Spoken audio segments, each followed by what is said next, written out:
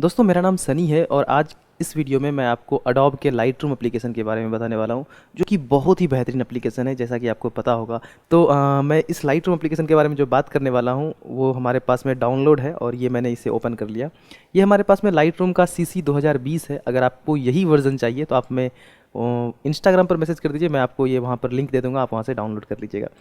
तो अगर आपके पास कोई भी पुराना वर्जन है तो कोई हैरान या फिर कोई डरने की बात नहीं है, आप उसमें भी वो सारे फीचर्स कर सकते हैं जो मैं अभी यहाँ पर आपको बताऊँगा।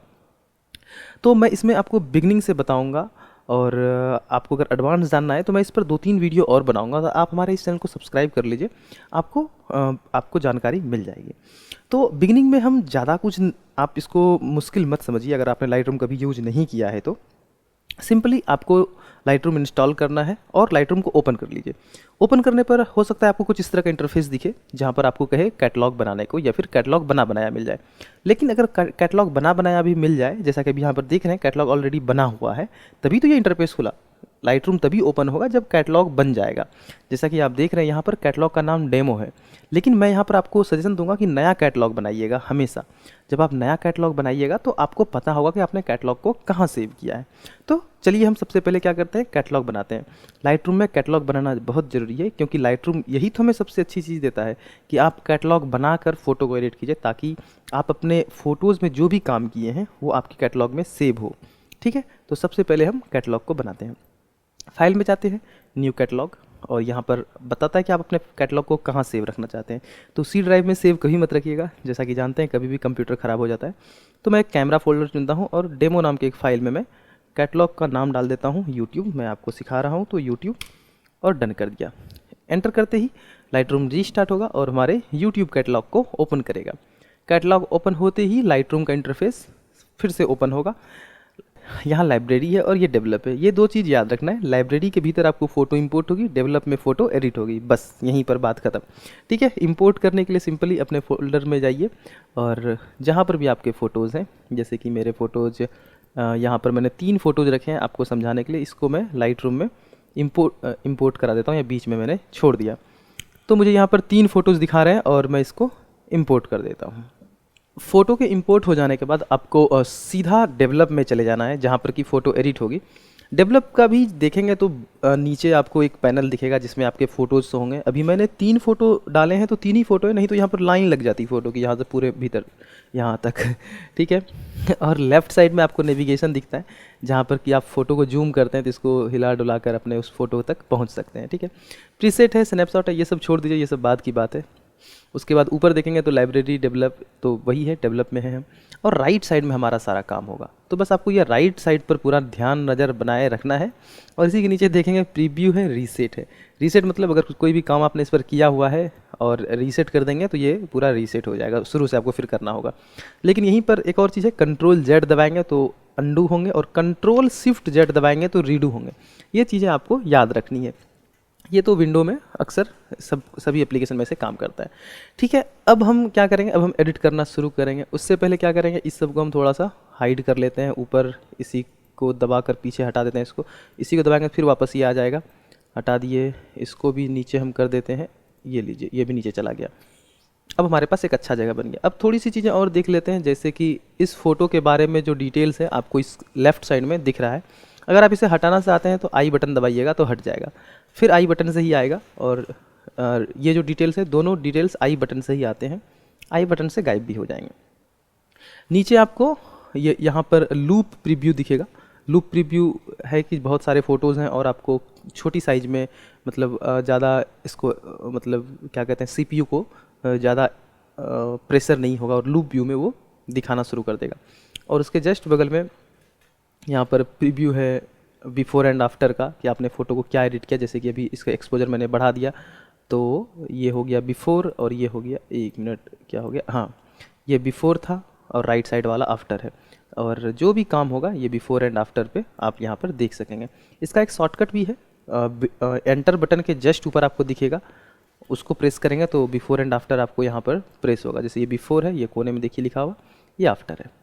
ठीक है, तो यहाँ से आप इसे आसानी से कर सकते हैं। ये छोटी छोटी चीज़ें हैं जो कि आपको याद रखनी है। अब यहाँ पर हम फ़ोटो एडिट करना शुरू करते हैं। सबसे पहले हमें इस फ़ोटो में देखना है कि हमें क्या करना है। तो यहाँ पर पहले एक चीज़ें देख लीजिए आप, यहाँ पर क्या क्या है। बेसिक है, टोन कर्व है, HSL है, colour grading, details, lens correction, transform, effects और कैलिब्रेशन। यही जो तीन तीन छः तीन 9 चीज़ें हैं, यही इंपॉर्टेंट, इसी के भीतर सारे काम होते हैं। इसके बाद ऊपर पर भी 6 चीज़ें हैं, 6 टूल्स दिए गए हैं, जो क्रॉप है और ये स्पॉट रिमूवल, ये छोटी छोटी चीज़ें जो बहुत इंपॉर्टेंट है। तो सबसे पहले हम क्रॉप से ही शुरुआत करते हैं कि फ़ोटो को हमें अगर कुछ क्रॉप करना हो तो हमें फ़ोटोज़ में कितना पार्ट चाहिए। पहले तो फ़ोटो की साइज़ आप क्या रखना चाहते हैं, यहाँ से आप सेलेक्ट कर सकते हैं। वैसे ओरिजिनल साइज़ ही रहने दीजिए और इसको लॉक कर दीजिए ताकि चारों कॉर्नर से आपको एक ही जैसा ये क्रॉप करके दे। ठीक है, तो जस्ट लाइक कि हम इसको कुछ इस तरह से क्रॉप कर लेते हैं रूल ऑफ थर्ड के इस मायने से। फिर से इसका एक शॉर्टकट बता देता हूँ, आर है इसका शॉर्टकट, या फिर आपको यहाँ पर थोड़ी देर तक ओवरले करेंगे तो आर दिखेगा और आर से ये क्रॉप हो गया। इसके बाद जस्ट इसके नीचे बेसिक को ओपन कीजिए तो आपको यहाँ पर दिखेगा वाइट बैलेंस। वाइट बैलेंस को आप अपने हिसाब से सेट कर सकते हैं। वैसे एज शॉट पर रहेगा, जैसे आपने कैमरे में क्लिक किया है उस टाइम वही है। ऑटो है, डे लाइट है, जैसा आप चाहे ऑटो भी कर सकते हैं। फिलहाल मैं इसे डे लाइट पर सेट कर देता हूँ, पूरा येलोइश हो जाएगा, इसलिए थोड़ा सा इसको ऑटो पे रहने देते हैं। चलिए ऑटो पे रहने देते हैं। इसके बाद यहाँ पर सारा एडिटिंग यहीं पर होता है, एक्सपोजिंग से लेके। या तो आप इसे ऑटो पर प्रेस कर देंगे तो लाइट रूम ऑटोमेटिक एडिट करके दे देगा, जो कि एक ठीक ठाक सा है। और ऑटो पे कर लेने के बाद उसके बाद आप अपने हिसाब से इसको एडिट कर सकते हैं लाइट रूम के एडिट करने के बाद। ठीक है, तो ये भी एक अच्छी चीज़ है। या फिर आप वापस हम चलते हैं, या फिर आप अपने ढंग से इसके एक्सपोजर को कम कर लीजिए, कंट्रास्ट को बढ़ा दीजिए, और हाईलाइट अगर ज़्यादा लग रहा है तो इसको कम करके बढ़ा के, जो भी इसमें आप करना चाहते हैं। मैं अपने ढंग से एक बार एडिट करता हूँ, उसके बाद मैं आपको दिखाता हूँ। मैं इसकी वाइट को थोड़ा सा बढ़ाता हूँ, लेकिन अगर ज़्यादा वाइट बढ़ाएंगे तो देखिए ये बर्न आउट हो जाएगा। ब्लैक को थोड़ा सा बढ़ाते हैं, इस फ़ोटो में इसकी थोड़ी ज़रूरत है। थोड़ा जूम करके देखते हैं, थोड़ा डिहेज करेंगे तो थोड़ी सी शार्पनेस इसमें मिलेगी मुझे। और थोड़ा टेक्सचर भी बढ़ाते हैं, और सेचुरेशन बढ़ाएंगे तो कलर बढ़ेगा, जैसा कि आपको पता है। और अब थोड़ा बिफ़ोर एंड आफ्टर करके देखते हैं। बिफ़ोर आफ्टर, बिफ़ोर में ज़्यादा ब्राइट था, थोड़ा सा इसमें डार्क हुआ। यहाँ से भी बिफ़ोर एंड आफ्टर देख सकते हैं। तो आपको बिफ़ोर वाला भी ज़्यादा अच्छा लग रहा होगा, लेकिन अभी इसकी लाइट को हम बढ़ाएंगे।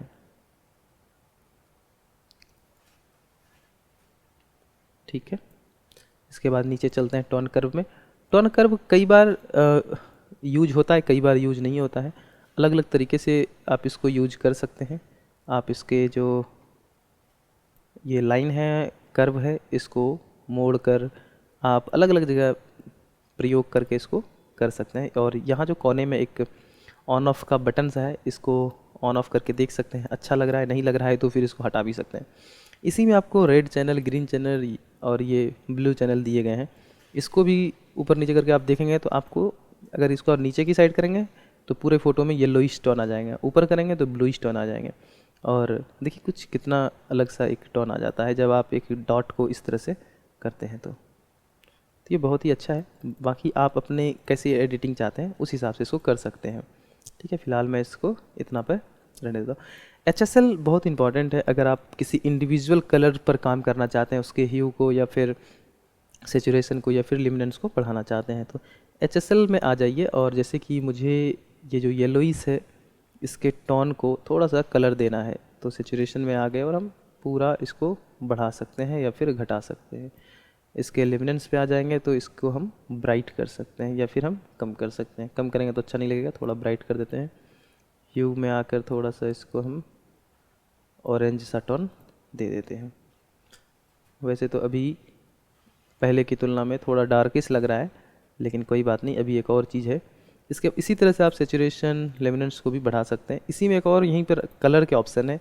कलर में आकर भी आप अलग अलग कलर पर कलर को बढ़ा घटा सकते हैं। जैसे कि मैं ग्रीन को कर रहा हूँ तो ग्रीन के सेचुरेशन कम हो रहे हैं, या और अगर सेचुरेशन कम कर रहा हूँ तो ब्लैक एंड वाइट हो रहे हैं। और एक और चीज़, अगर आपको फ़ोटो को ब्लैक एंड वाइट करना है तो सिंपल बेसिक में आकर यहीं पर ब्लैक एंड वाइट कर सकते हैं फ़ोटो को, या फिर सेचुरेशन को पूरा 0 कर दीजिए तो ब्लैक एंड वाइट हो जाएगा। तो बहुत सारे ऑप्शन हैं, जो करना चाहें आप लाइट रूम में कर सकते हैं। कलर ग्रेडिंग ये नया फीचर है इस लाइट रूम में, लाइट रूम CC 2020 में, पुराने वाले में नहीं था। इसके बारे में भी देखेंगे। फ़िलहाल HSL ऑलमोस्ट हो ही गया। HSL में ऐसा कुछ है नहीं, येलोइस थोड़ा बढ़ाया था हमने। HSL और ये कलर दोनों एक जैसे हैं, बस HSL में इतने सारे पैनल्स खुल जाते हैं और कलर में बस ये 3-3 कलर करके ये सारे सिमट के इसमें खुलते हैं। तो ये इसलिए इस दोनों को एक ही फोल्डर में रखा गया है। इसके बाद कलर ग्रेडिंग है। कलर ग्रेडिंग में आपको mid tone, shadow, highlight individually अलग अलग कलर पर लाइट बढ़ाने को मिल जाता है। जैसे कि अगर हम हाईलाइट को थोड़ा सा येलो की तरफ बढ़ाएं और ऑरेंज की तरफ, तो देख सकते हैं। और यहीं से आप इसके जो आइज़ का एक चिन्ह दिया, इस पर प्रेस करके आप इसको बिफोर एंड आफ्टर टाइप कुछ कर सकते हैं। देखिए पहले कैसा दिख रहा था, वो लाइट येलो था, अब थोड़ा सा ऑरेंज की तरफ आ गया। यहीं से इसके आप ब्राइट को भी बढ़ा सकते हैं, ये लुमिनेंस को भी बढ़ा सकते हैं, कुछ अच्छा सा दिख रहा है। और जैसे कि ये शैडो है, शैडो को अगर थोड़ा सा ग्रीन की तरफ रखेंगे तो अच्छा दिखेगा, लेकिन ज़्यादा ग्रीन भी अच्छा नहीं दिखेगा। जैसे ग्रीन अभी ये कुछ ज़्यादा ही ग्रीन हो गया, तो थोड़ा सा इसको हम कम करते हैं या फिर ब्लू की तरफ ले जाते हैं। ब्लू की तरफ थोड़ा अजीब लग रहा है, थोड़ा हम ग्रीन की तरफ इसको रखते हैं। जैसे कि जितना नीचे ले जाएंगे उतना ये क्या कहते हैं, सेचुरेट हो जाएगा, सेचुरेट हो जाएगा। तो इसका एक और चीज़ है, अगर ये आप इसको नहीं संभाल पा रहे हैं, मतलब ये कभी कभार ये भागने लगता है इधर उधर, तो कंट्रोल और शिफ्ट बटन है, इसके मदद से शिफ्ट को जैसे ही आप प्रेस करके उसको करेंगे तो ये इसके सेचुरेशन में बढ़ोतरी होगी और कमी कर सकते हैं आप इसको, एक लाइन वहाँ पर बन जाएगी। ठीक है। और अगर आप कंट्रोल बटन दबाते हैं तो इसके कलर के जो एक व्हील है उस पर आप काम कर सकते हैं, जो कि आप कुछ इस तरह से काम कर सकते हैं। तो फिलहाल हम इसको ग्रीन की साइड रख लेते हैं। और अगर आप इसके लुमिनेंस को बढ़ाना चाहते हैं या घटाना चाहते हैं तो ये देखिए कुछ इस तरह से कर सकते हैं। जैसे मैंने इसके लुमिनेंस को पूरा बढ़ा दिया और ओके, एक मिनट इसको थोड़ा कम ही करते हैं, अच्छा नहीं लग रहा था, इसको थोड़ा सा कम करते हैं। ये मैं शिफ्ट दबा कर रहा हूँ, ये आपको हमेशा रखना है। ये जो लंबी लाइन आपको दिख रही है तभी बनी जब मैंने इसको शिफ्ट दबा कर ऊपर नीचे इसको मैं कर रहा हूँ। इसके बाद यहाँ पर मिड टोन है। मिड टोन में आप क्या रखना चाहेंगे? मिड टोन येलोइस फ्लावर है तो येलो ही रखना होगा, नहीं तो अगर आप कोई ग्रीन में जाएंगे तो ये देखते हैं यहाँ पे ग्रीन कास्ट होने लगेगा। ठीक है, तो इसको नहीं कर सकते हैं, येलो पे ही रहने देते हैं। और ये जितने भी देख रहे हैं मैं शिफ्ट और कंट्रोल मैं दबाता हूँ तभी ये लाइन बनकर आते हैं, जिससे कि मुझे ये पूरा कंट्रोल मिल जाता है कि मैं इसको किस ओर घुमाऊँ। थोड़ा इसको अगर येलो की साइड और येलो और रेड के बीच में रखेंगे तो फ्लावर के कलर थोड़े पॉपअप होके आएंगे। और यहीं से आप इसके लुमिनेंस को भी बढ़ा घटा सकते हैं। यहीं पर बिफोर एंड आफ्टर भी देख सकते हैं। अगर कलर ग्रेडिंग नहीं किया था तो किस तरह दिख रहा था, कलर ग्रेडिंग करने के बाद ये कुछ इस तरह से दिख रहा है। तो कलर ग्रेडिंग बहुत ही पावरफुल टूल है, और अगर आपको लग रहा है कलर ग्रेडिंग आपने इसमें ज़्यादा कर दिया तो थोड़ा सा कम भी कर सकते हैं। या फिर नीचे ये ब्लेंडिंग और बैलेंस का ऑप्शन है, बैलेंस को बढ़ा घटा कर आप इसको ठीक कर सकते हैं। ठीक है, जैसे कि जस्ट इसको हम थोड़ा सा कम कर लें और बिफोर एंड आफ्टर से देख सकते हैं ये बिफोर था और ये आफ्टर। ये पहले था बिना कलर ग्रेड किए, और कलर ग्रेड करने के बाद कुछ इस तरह का दिख रहा है। अगर फ़ोटो शुरुआत में देखें, रॉ फोटो हमारा कुछ इस तरह का था, यहाँ पर देख सकते हैं बिफोर, ये है आफ्टर, बिफोर आफ्टर। इसके बाद कलर ग्रेडिंग का काम हो गया तो इसको हम कर देते हैं बंद। अब आते हैं डिटेल्स में। डिटेल्स बहुत इंपॉर्टेंट है अगर कोई आप छोटी सी फ़ोटो क्लिक करते हैं या इस तरह के मिनिमलिस्टिक टाइप। ठीक है, इसमें से सबसे पहले हम क्या करेंगे, देखते हैं थोड़ी सी नॉइज़ दिख रही है। वैसे तो ISO 160 पर क्लिक किया गया है तो नॉइज़ ज़्यादा नहीं है, तो नॉइज़ रिड्यूस करने की ज़रूरत भी नहीं है। ठीक है, नॉइज़ रिड्यूस करने की ज़रूरत नहीं है, फिर भी इसको हम 7-8 पर रहने देते हैं। लेकिन इमेज को शार्प करते हैं ताकि जो ये फ़ोटो में दिख रहा है ये थोड़ी शार्प दिखे। तो इसको हम करीब 50 पर ले जाते हैं, 50-60 के करीब। और इसके मास्किंग को अल्ट दबाकर हम बढ़ाते हैं। अल्ट दबाकर बढ़ाने से क्या होगा, जो भाग वाइट होंगे सिर्फ वही शार्प होंगे। तो जो फ्लावर वाले भाग में जूम आउट मैं करता हूँ पहले, देखिए जो वाइट पोर्शन सेलेक्ट दिख रहे हैं वहाँ पर हमारे शार्पनिंग टूल का अप्लाई होगा, जो ऊपर पे मैंने शार्प किया है 63। ठीक है, तो पूरे को शार्प करने की ज़रूरत भी नहीं है, इस पर शार्पनेस लाएंगे तो अच्छा दिखेगा भी नहीं क्योंकि ये ब्लर ऑलरेडी है। ठीक है, तो बिफोर एंड आफ्टर करके आप देख सकते हैं पहले कैसा था और बाद में कैसा हुआ। डिटेल्स का काम हो जाने के बाद लेंस करेक्शन में आ जाइए। लेंस करेक्शन का काम पहले भी कर सकते हैं। ये रिमूव क्रोमेटिकल एब्रेशन को ऑन करना होगा। ये जो कॉर्नर में आपको ग्रीन कास्ट दिख रहे हैं, ये फिर इस फोटो में आपको इतना कास्ट नहीं दिख रहा है, लेकिन कई फोटोज़ में होते हैं क्या कि ये एब्रेशन जो है, कलर एब्रेशन ज़्यादा आ जाते हैं। तो इसको रिमूव करने के लिए आपको इसे ऑन करना होता है। जैसे कि मैं इसे अभी 300% पर जब जूम करूँगा, तब आप ध्यान से देखिएगा इसे, तो इसमें कहीं ग्रीन का, इसमें पर्पल कलर का एक कास्ट हो जाता है कलर, जो कि इसमें भी तो नहीं दिख रहा है, लेकिन कई फ़ोटो में ऐसे देखिए, यहाँ पर अभी आपको दिखेगा। ये इसके एजेस पे आप देखिएगा, इसको मैं जब हाइड करूँगा तो यहाँ पर देखिए एक रेड कलर का कुछ कलर कास्ट भी दिख रहा है, और जैसे ही इसे ऑन करेंगे वो गायब हो जाएगा। तो कई फ़ोटो में बहुत ज़्यादा ये कलर कास्ट हो जाते हैं। ठीक है, तो इस लेंस करेक्शन को ऑन करना बहुत ज़रूरी है।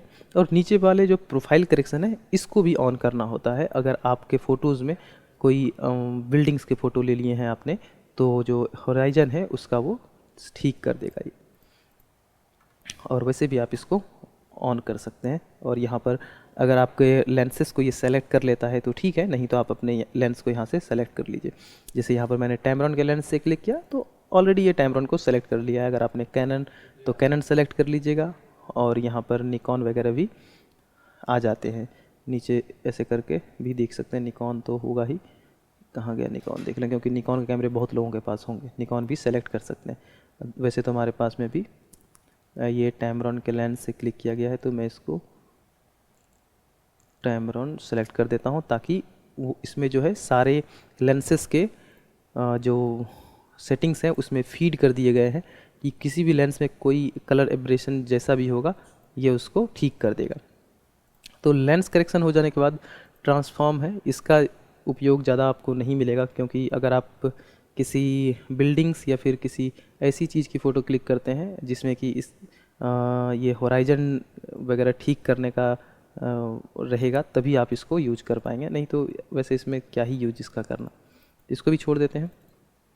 और इसके बाद आता है इफ़ेक्ट्स।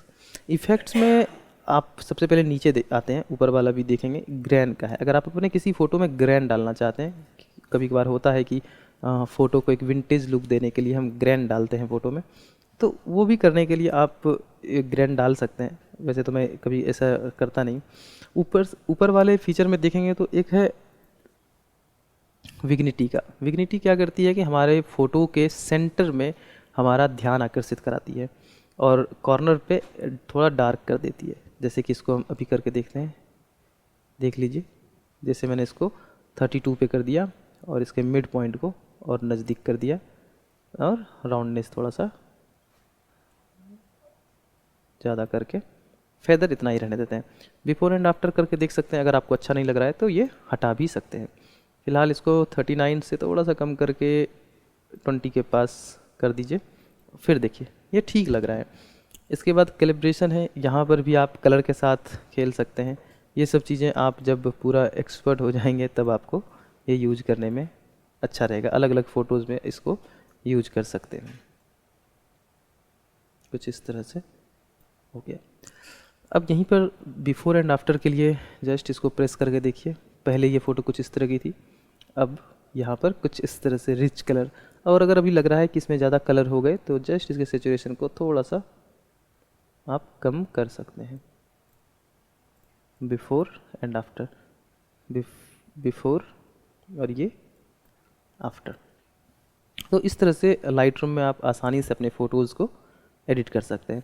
यहीं पर अब हम अपने दूसरे फ़ोटोज़ को एडिट करने के लिए चलेंगे, क्योंकि एक फ़ोटो तो एडिट हो गया है, और चलते हैं दूसरे फ़ोटो पे।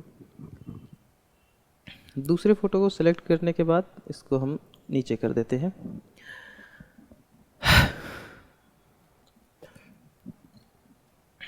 तो ये बहुत ही आसान था एडिट करना। दूसरा फ़ोटो भी एडिट करना उतना ही आसान है, बस आपको ध्यान रखना है कि कुछ पहले बेसिक चीज़ों को हमें एडिट करना है।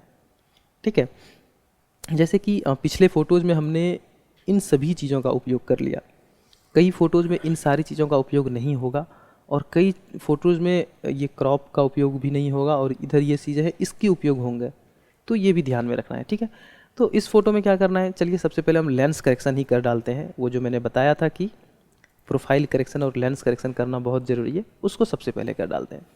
कोई इसमें से कोई किसी भी चीज़ को आप सबसे पहले कर सकते हैं, इसमें कोई फ़र्क नहीं पड़ता है, ठीक है।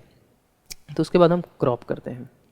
क्रॉप के लिए क्योंकि इसमें बहुत सारे नेगेटिव स्पेस हैं, तो चलिए इसको हम कर लेते हैं 5/7 में क्रॉप करते हैं और इसको थोड़ा सा ऊपर से नीचे करते हैं और इसको थोड़ा सा कुछ इस तरह से क्रॉप हो गया। फ़ोटो को क्रॉप कर लेने के बाद आपको यहाँ से वापस वही बेसिक में आ जाना है और सिंपल, अगर आप वाइट बैलेंस आपको ठीक नहीं लग रहा है तो आप वाइट बैलेंस को डे लाइट या फिर अपने हिसाब से भी इसको बढ़ा घटा सकते हैं। और वहीं पर अगर आपको वाइट बैलेंस एकदम पूरा करेक्ट रखना है तो आप अपने फ़ोटोज़ में, वैसे तो जब आप टेबल टॉप फ़ोटोज़ क्लिक करेंगे तभी आप ऐसा कर पाएंगे कि कोई एक वाइट कलर का सीट रख दीजिए, पेपर रख दीजिए, जिससे कि वाइट बैलेंस आप करेक्ट कर सकेंगे।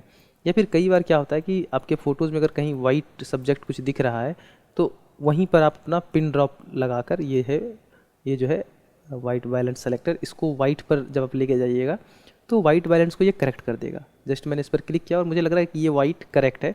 इस पर जैसे ही हम क्लिक करेंगे तो ये एग्जैक्ट वही वाइट बैलेंस को ठीक कर देगा, ठीक है। तो ये कई बार अच्छा भी होता है, जैसे कि मैंने इसको बता दिया कि ये जो है ये वाइट है, लाइट रूम को मैंने बता दिया कि ये वाइट है, तो इसने वो सेलेक्ट कर दिया। तो देख सकते हैं हमारे ये एक्चुअल कलर आने लगे और वाइट बैलेंस ये करेक्ट हो गया। और आपको भी दिखेगा जब हम इसको भी और थोड़ा ठीक करेंगे, ठीक है। तो वाइट बैलेंस करेक्ट करने का बहुत सारे तरीके हैं। और तो चलिए अब यहाँ से डायरेक्ट या तो आप ऑटो कर दीजिए, ऑटो करने पर पूरी तरह से फ़ोटो एडिट होके आपको लाइट रूम दे देता है। लेकिन यहीं पर एक और दिक्कत जो हो जाती है कि इसने बर्न आउट कर दिया थोड़ा सा। तो चलिए इसको हम Ctrl+Z करके अंडू करते हैं और खुद से एडिट करते हैं। कई बार इसके द्वारा एडिट किया हुआ इसी पर हम काम कर लेते हैं, लेकिन मुझे इतना इसमें आदत नहीं है, तो हम खुद से एडिट करते हैं। थोड़ा सा इसके ब्राइटनेस को हम बढ़ाते हैं, इसके बाद हाईलाइट थोड़ा सा कम करेंगे, कंट्रास्ट थोड़ा सा बढ़ाएंगे क्योंकि हार्ड लाइट है, और थोड़ा सा शैडो को हम ओपन करते हैं, वाइट भी बढ़ाएंगे, धीरे धीरे करके बढ़ाइएगा ताकि आपको थोड़ा सा डार्क को कम करेंगे। अब देखिए जस्ट हम बिफोर और आफ्टर पे क्लिक करते हैं, ये था हमारा बिफोर और ये है हमारा आफ्टर, कितना कुछ बदल गया है, ठीक है। यहीं पर थोड़ा सा टेक्सचर को बढ़ाएंगे ताकि फ़ोटो में शार्पनेस आ जाए। और ये बूढ़ी माता का जो फेस का टेक्सचर है वो बहुत ही अच्छा है। डिहेज मत कीजिए, नहीं तो अच्छा नहीं लगेगा।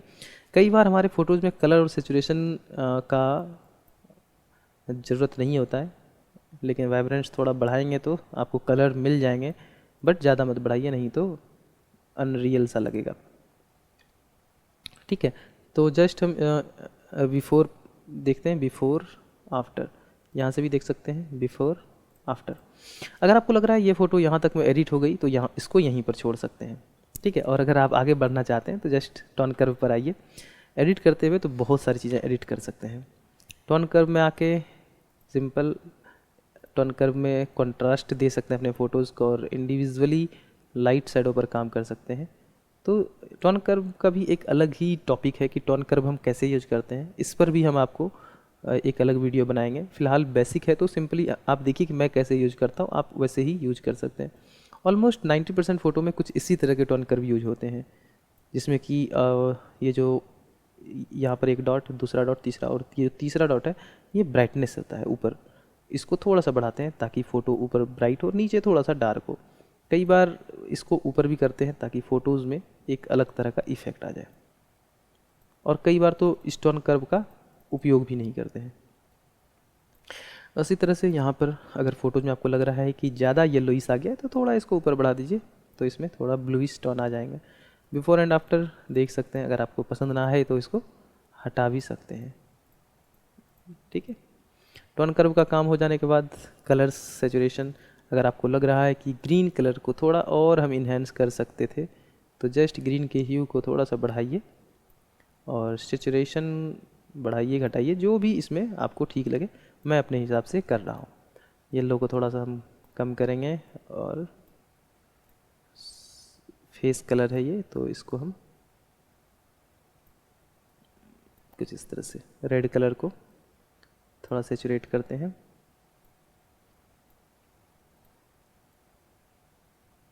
ये ब्लू कलर यहाँ पर सिर पर है,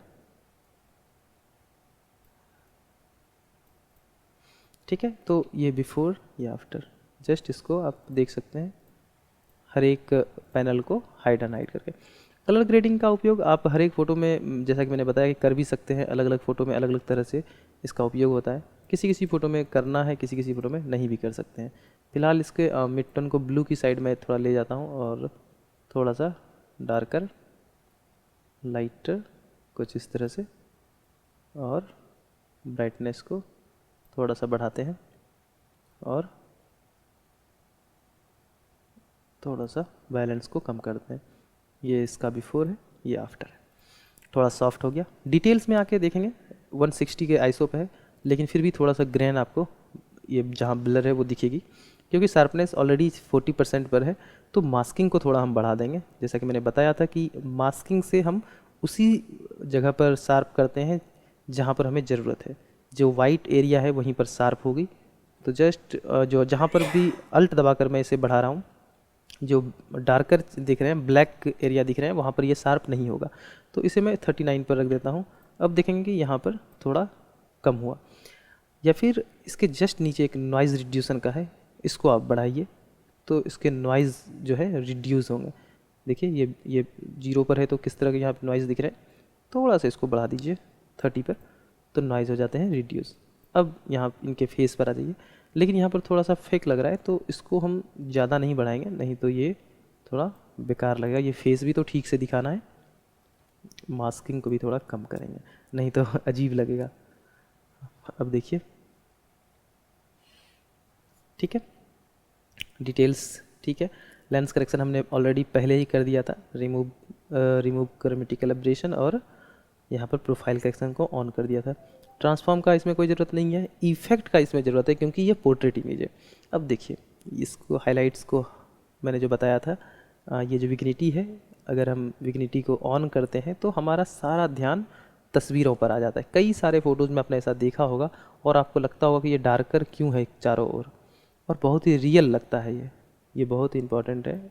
इसको हर एक लोग अपने फ़ोटोज़ में करते हैं, आपको पता भी नहीं चल रहा है कि क्या हुआ है। अब जस्ट लेकिन हटाइएगा तो देखिए कितना बड़ा चेंजेस हुआ इसमें, बिफोर आफ्टर, बिफोर आफ्टर। तो ये बहुत इंपॉर्टेंट है, इसको ज़रूर ऑन कीजिए। पोर्ट्रेट फ़ोटो में कैलिब्रेशन को ज़्यादा छेड़छाड़ नहीं कीजिए, नहीं तो फेस के ही जो टेक्सचर है और कलर है वही गायब हो जाएंगे। तो इसमें ज़्यादा नहीं हम इसकी छेड़छाड़ करते हैं और ये फ़ोटो हमारा तैयार होगी। लेकिन यहीं पर देखेंगे कुछ चीज़ें, जैसे कि थोड़ी सी मुझे लग रहा है कि लाइट जो है फेस पर ज़्यादा है, थोड़ी सी लाइट, मतलब कुछ अलग सा लग रहा है, या तो लाइट ज़्यादा है लेकिन आँखों के नीचे डार्क लग रहा है। तो क्या करते हैं, बेसिक को पहले ऑफ़ करते हैं, ऊपर आते हैं। देखिए यहाँ पर स्पॉट रिमूवल है। चलिए स्पॉट रिमूवल के बारे में ही यहीं पर हम बता दें। स्पॉट रिमूवल ऐसी चीज़ है जैसे कि कोई चीज़ है जो कि आपको फ़ोटोज़ में नहीं दिखाने हैं, कोई स्पॉट है उसको रिमूव करने हैं। जैसे कि समझ लीजिए कि वैसे तो इसमें कहीं स्पॉट है ही नहीं, तो कैसे बताऊँ, ढूंढते हैं कहीं कोई स्पॉट मिल जाए। हाँ चलिए फेस पे ही देखते हैं। जैसे कि ये स्पॉट है और ये हमें नहीं चाहिए, तो जस्ट इस पर अपने यहाँ पर क्लिक कीजिए, साइज एक देख लीजिए, फेदर भी उसी हिसाब से, और इस पर प्रेस कर दीजिए। तो ये स्पॉट को रिमूव कर देगा। रिमूव क्या करेगा, ये बगल से, बगल की स्किन को इसके ऊपर पेस्ट कर देगा और पता भी नहीं चलेगा कि यहाँ से कुछ हटाया गया है। जैसे ये आँखों के नीचे है, इसको भी हटा सकते हैं, लेकिन थोड़ा इसको केयरफुल, नहीं तो आपके बगल के जो स्क्रीन है, स्किन को ये गायब कर देगा। इसको थोड़ा सा छोटा करते हैं, छोटा करके जस्ट, और ये फेदर को थोड़ा सा बढ़ाकर ये हमने इसको हटा दिया। तो स्पॉट रिमूवल का ये यूज है, ठीक है। इसके बाद रेड आइज़ का यूज इतना आपको नहीं मिलेगा, क्योंकि आजकल फ्लैश से फ़ोटोग्राफी इतनी होती नहीं है। इसके बाद ग्रेजुएटेड फ़िल्टर है, इसका उपयोग मैं किसी दूसरे फ़ोटोज़ में बताऊंगा, और इस फ़ोटो में आपको मैं बताता हूँ यहाँ पर क्या यूज होगा। जैसे कि आप देखेंगे, ये अम्मा जो है, पहले इस फ़ोटो को थोड़ा कम जूम होने देते हैं, 100%। आँखों के नीचे थोड़ा शैडो है, तो ये जो रेडियल फ़िल्टर है, इसको इस पर प्रेस करके जस्ट इस पर एक, इसको खींचते हैं। ये पूरा सर्कुलर है, इसको किसी भी तरह से बना सकते हैं और बाद में चेंज भी कर सकते हैं। जस्ट इसको मैंने आँखों के साइज़ का बना दिया और आँखों के पास ला के छोड़ दिया। अब क्या है कि ये पूरा आँखों के पास बता दिया कि इतने ही भाग में जो भी काम होगा, ब्राइट होगा, डार्क होगा, वो करना है।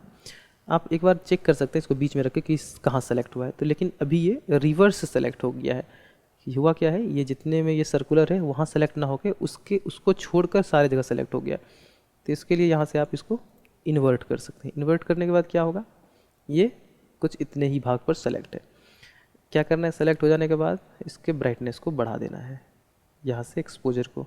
ठीक है, जब एक्सपोजर को आप बढ़ाएंगे, जस्ट इसके बिफोर एंड आफ्टर देख सकते हैं, बिफोर आफ्टर। ज़्यादा मत बढ़ाइएगा, नहीं तो वो भी बर्न आउट हो जाएगा। यहाँ से इसके शैडो को भी बढ़ा सकते हैं। शैडो बढ़ाने से यहाँ से आपको ये दिखने लगेगा। ये हो गया। अब देख सकते हैं इसको बिफोर आँखों के नीचे पूरा डार्क था, अब देखिए आँखें भी क्लियर दिख रही है। इसी चीज़ को आप इस आँख पर भी ला सकते हैं। जस्ट इस पर राइट क्लिक कर दीजिए, डुप्लीकेट हो जाएगा और इसका एक उठा के यहाँ पर ला के रख दीजिए और ये हो गया तैयार। आँखों के नीचे भी रोशनी आ गई। ठीक है, अगर इसमें कुछ और भी लग रहा है तो वापस रेडियल पे क्लिक करके उसी को ऊपर नीचे करके आप तय कर सकते हैं कि ये किधर रहेगा, और या फिर छोटा करना है तो छोटा भी कर सकते हैं, कभी भी कर सकते हैं। अगर आपने इसको वापस सेलेक्ट करते हैं, डिससेलेक्ट हो गया था। ठीक है, और अगर किसी में लग रहा है कि थोड़ा ज़्यादा इसमें ज़रूरत है तो उसकी लाइट को और ज़्यादा बढ़ा सकते हैं। ठीक है, इसी तरह से आप चाहें तो और भी ज़्यादा कर सकते हैं। इसमें थोड़ा सा मुझे लग रहा है कि नीचे जो फ़ोटो है, फ़ोटो के नीचे ये भाग पे थोड़ा ज़्यादा ब्राइटनेस आ गई है। तो जस्ट रेडियल फ़िल्टर को ही लेकर हम एक बड़ा सा रेडियल ले लेंगे, और ये इतना बड़ा है लेकिन इसको हम ऐसे यूज करेंगे। और जैसा कि मैंने कहा था कि ये जब सेलेक्ट करता है तो ये उल्टा सेलेक्ट कर रहा है, तो इसको हम इन्वर्ट कर लेंगे। इन्वर्ट करने के बाद इसके एक्सपोजर को थोड़ा हम कुछ इस तरह से कम कर लेंगे, हाईलाइट को थोड़ा कम कर लेंगे, ब्राइट को, वाइट को थोड़ा हम बढ़ा लेंगे और थोड़ा सा इस तरह से, और इसके बाद डन कर देंगे। तो देख सकते हैं ये बिफोर है, ये आफ्टर है। बिफोर एंड आफ्टर आप यहाँ से भी देख सकते हैं, बिफोर एंड आफ्टर, बिफोर। ठीक है, यहीं पर अगर आप कुछ और भी यूज करना चाहते हैं तो कर सकते हैं। यहीं पर एक और चीज़ है, रेडियल फ़िल्टर से एक और चीज़ है, जैसे कि इस कॉर्नर से लाइट आ रही है तो आप रेडियल फ़िल्टर को कुछ इस तरह से भी यूज कर सकते हैं कि लाइक कि इस तरह से एक फ़ोटो में 3D इफेक्ट आएगा कि नीचे भी डार्क, ऊपर भी डार्क और बीच में ही सिर्फ लाइट हो। इसके लिए सबसे पहले आपको सेलेक्ट करना होगा और देखना होगा कि कहाँ कहाँ पर सिलेक्शन हो रहा है। फेस पे को छोड़कर दोनों साइड सेलेक्ट हो रहा है तो ठीक है, अच्छी बात है। और इसके बाद हम इसको थोड़ा सा डार्क करेंगे, थोड़ा सा इसको कुछ इस तरह से।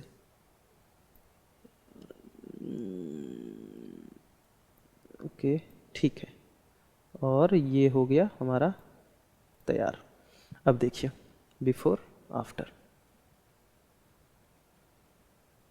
रेडियल फ़िल्टर को आप जैसे चाहें वैसे यूज कर सकते हैं, और जहाँ चाहें वहाँ यूज कर सकते हैं, जितनी बार चाहें उस तरह से इसको यूज कर सकते हैं। और अगर आपको फ़ोटो में कभी भी लगे कि कुछ चीज़ें आपने ज़्यादा कर दी है तो उसको कहीं से भी लाकर कम और ज़्यादा हमेशा से आप कर सकते हैं। तो ये फ़ोटो भी एडिट हो गया है। एडिट हो जाने के बाद इसको यहीं पे रहने देंगे। तीनों फ़ोटोज़ को हम एक साथ एक्सपोर्ट करेंगे। 2 फ़ोटो मैंने एडिट कर लिया, ये तीसरा फ़ोटो है। ये फ़ोटो भी बहुत सुंदर है, पहाड़ों का फ़ोटो बहुत अच्छी शार्पनेस के साथ है, मॉर्निंग में लिया गया ये तस्वीर है। तो चलिए हम इसको भी एडिट करते हैं। सबसे पहले इसको सेलेक्ट करने के बाद इसको हाइड कर देते हैं हम, और लेंस करेक्शन जैसा कि मैंने पहले बताया था रिमूव करना है, क्रोमेटिकल एब्रेशन को, और फिर प्रोफाइल करेक्शन को भी ऑन कर देना है। इसके बाद ऊपर अगर क्रॉप करना है आपको तो क्रॉप कर सकते हैं, अदरवाइज रहने दीजिए। बेसिक में आते हैं, और अगर आप यहाँ से प्रोफाइल को लैंडस्केप में करेंगे तो क्या होगा, एडोब का ये सारे प्रीसेट दिए गए हैं, इससे आपको थोड़ा कलर में इन्हेंसमेंट मिल जाता है। अगर आप करना चाहें तो कर सकते हैं, वैसे तो मैं इसे एडोब कलर पे ही रहने देता हूँ।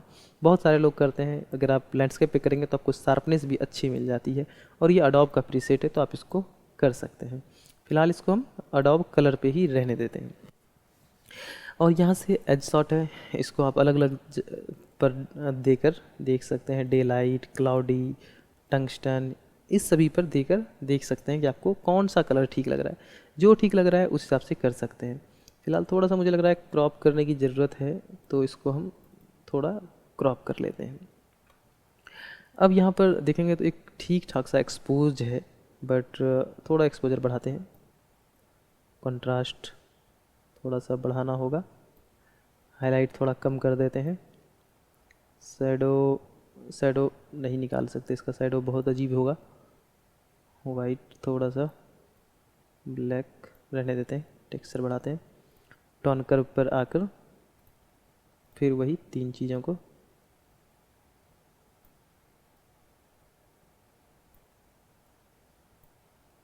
कभी भी कुछ गलती हो तो कंट्रोल जेड और जस्ट इसको वापस रेड येलो पे आते हैं। तो मुझे लग रहा है इसमें थोड़ा ब्लूइश है, मुझे येलो की तरफ जाना चाहिए। तो ये फ़ोटो कुछ इस तरह से मुझे लग रहा है कि ज़्यादा अच्छा लगेगा।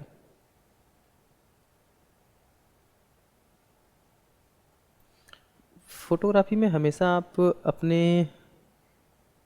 अपना कलर यूज कर सकते हैं। आपको जो पसंद आया आप वो यूज कर सकते हैं। जो कि मुझे लग रहा है कि ये कुछ इस तरह का जो मॉर्निंग व्यू था उस टाइम कुछ इस तरह का था, और मैं इसको फ़ोटोज़ में कुछ इस तरह का बनाना चाहता हूँ। अब यहीं पर चाहे तो आप HSL वगैरह यूज कर भी सकते हैं, नहीं भी कर सकते हैं। इसका इतना उपयोग करना चाहें तो कर सकते हैं। कलर ग्रेडिंग भी करना चाहें तो कर सकते हैं। देखिए कलर ग्रेडिंग से आप बहुत सारे नए नए चीज़ों पर इसमें एक्सपेरिमेंट कर सकते हैं। आपके पास लाइट रूम बहुत सारी चीज़ें आपको लाइट रूम करने को दे देता है। मैं जल्दी से कर देता हूँ क्योंकि वीडियो बहुत ही लंबा हो जाएगा।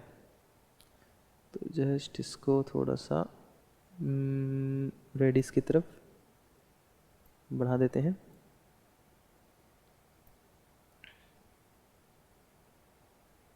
नहीं इसको नहीं बढ़ाते, बिफोर एंड आफ्टर यहाँ से देखते रहना होगा।